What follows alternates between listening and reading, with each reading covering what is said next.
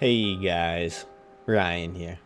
And with the launch of Season 2 and Range Play in Season 2, I want to help you guys get a little better at range play, level up quicker, and just have overall a better experience. So with that being said, we're going to jump right into it. And the very first thing we're going to talk about is you need to master your landing spot. So what I'm going to recommend is all over the map, hopefully, you pick 3 different spots that are going to allow you to play different circles, and you're going to land at these 3 spots pretty much every single game. So for me, I have Winery on the east side of the island, I have this keep thing in the center of the island, and on the west side of this island, I have the library. And for me, this allows me to choose where I want to land based on the circle, but this gives me a pattern and a place that I know where to land, how to loot, where I can find loot, how to play gunfights, where to rotate, and this is going to give me a structure to my entire game plan. By having a place where you're familiar with, you're going to have the natural advantage in gunfights, you're going to have the natural advantage in finding guns, getting loot, and being more looted up than your opponents, and you're just going to be comfortable with where you're playing. And the other big part of this is going to help you transition into the mid game, because in the mid game, you do need to pick up a lot of kills. You don't need to pick up a lot of kills, but you want to get at least a couple different squad wipes. You want at least 3 to 8 kills almost every ranked game if you want to consistently climb. And what you'll notice is if you are comfortable with where you land, you know how to loot quickly, your teammates know how to loot quickly, you know how to get a loadout quickly, and then you start pushing people, well, you're going to notice that you're going to have the advantage on the people you're pushing because they're not going to have loadouts. You're going to have things like UAVs, your loadout guns, you're going to have perks, and you're just going to have the outright advantage on all of your opponents. And this is a key thing in ranked, guys, and that's going to lead me directly to my second point, and that's play off of advantages and run off of disadvantages. The important thing to remember in ranked versus normal casual play is you're not trying to win the battle, you're trying to win the war. And sacrificing your entire game for a couple kills that may potentially get you squad wiped yourself is a horrible idea.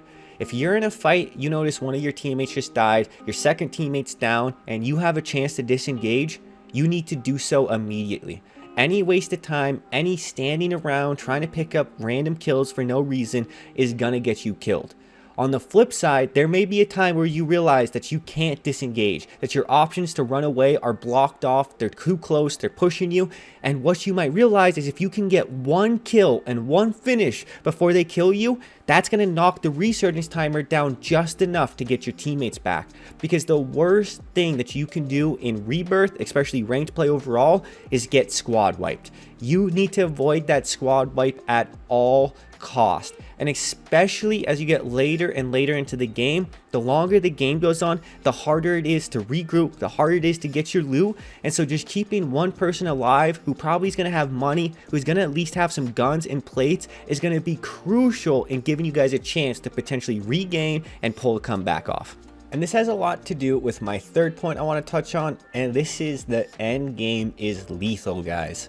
So I know you guys know this, but this map in particular, with how small the circle gets, with how many people are usually alive towards the end, at around 60-75% way through your game, guys, you need to find a building, you need to post up, and you need to play your life at almost all cost. The later you go on, the less squads there are, the better kills will register for your points, and it's going to really add up and make a difference if you can get kills.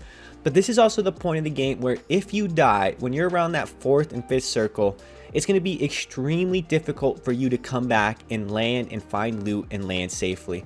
Because of the way this map is, there's just not going to be very many safe spots for you to land, even if your squad mates are all posted up in a building, for example. Because on your way into that building, you're liable to run into another squad that's going to have free line of sight on you, and they can just take you out and pick you off. And that's the one thing you need to avoid, guys. Dying in the late game, right around that 3rd, 4th circle, is going to be very, very consequential to your ability to get a win. And you need to start playing earlier than the other squads in your game. Start identifying where you think that end circle is going to be. Start playing and rotating towards power positions, and start understanding how to hold those power positions. And be aware, guys, that if you're in a prime power position in one of the end circles, you're going to have to hold the gates, guys. People are going to want that building. They're going to fight you for it, and you got to know how to hold it. You know how to play safely. You don't just cower in a corner. You play to get intel. You pick people off. You get the kills when you can, But if you're just out there running around, skirting the edges of the circle, then 9 out of 10 times, that team I'm talking about who's posted up in the power positions, they're just going to beam you and take you out when you're trying to get to the circle, and no one wants to be in that position. So moving on to the fourth point I want to talk about in this video, and this is going to be balancing kills and wins.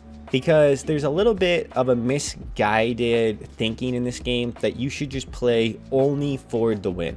And yes, you do primarily want to play for the win, but you do want kills. Kills are going to have a big impact on your ability to climb, but the other part of it is just the momentum. If you have someone who's on a 12 kill ranked game and they've been getting in gunfights consistently throughout the whole game, they're feeling spicy, they're feeling good, who do you think is going to have the advantage? That guy in a 12 kill game, or the person who has 1 kill and hasn't shot their gun in the last 5 minutes because they're just camping in the building in the center of the circle? 9 out of 10 times, the guy with 12 kills is going to go on to win the game. Because when it comes down to 1v1, you can be the second to last squad alive all you want. But if you fundamentally do not have the ability to get kills at a good rate, well, you're going to struggle to climb, and positioning is only going to do so much. Especially as you get higher and higher up in the ranks and you start incurring a bigger SR fee for every time you queue into a game. That's when you especially need to get kills, and what you'll find is by getting those early kills and getting the mid-game kills, you're going to feel a lot more confident and a lot better going into the late game, and this is something I cannot stress enough. Now, there is a last tip I'm going to talk about here, and it's the idea of trade position, but I really need to hammer home that ranked and everything is just going to be better with a squad and a set squad, or at least, 4 to 5 people that you consistently play with, so you have an idea of what your guys' goal is. And one thing people really struggle with is, this is what people call holding hands, but it's really just called trade position.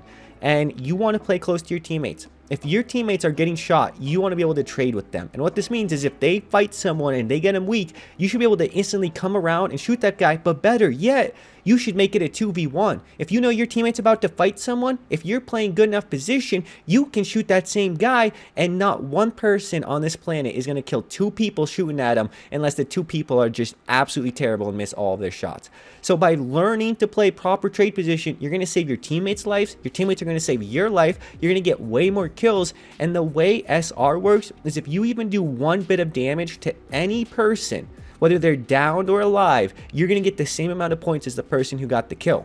So naturally, if you're playing good trade position and you're helping your teammates tag opponents, you're helping your teammates win gunfights against your opponents because you're just there saving their lives and they're saving your lives and yada yada, well, you're going to get way more points, you're going to win way more gunfights, your squad's going to win way more, and it's going to be a way better time. But as I said, guys, I think the biggest issue is a lot of people just don't have 3 people that are dedicated to playing ranked like that. They don't have 3 people that actually care that much about Call of Duty to discuss things like trade position and whatnot, and I fully get that. I understand that this content is meant for a very, very small percentage of the total COD player base, and that's okay. I'm not chasing 100,000 plus views. I'm trying to make content that genuinely helps you guys get better. So you might have to realize that in your squad, you might have to be the guy that pushes things like playing trade position and playing a little smarter to get the win, and some of the things I'm talking about in this video. Anyways, guys, it's been Ryan. I hope you have a good day. Peace.